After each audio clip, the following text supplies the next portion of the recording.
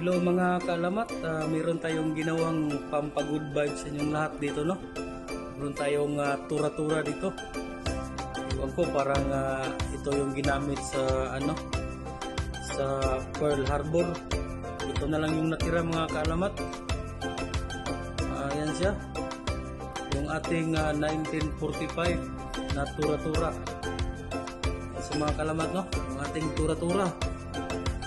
Ayan. So, gasolina lang ang kailangan nito mga kaalamat at saka permit. Lilipad na to. So, ito yung ating pampagood vibes sa inyong lahat ngayong araw na to. So, ayan siya mga kaalamat.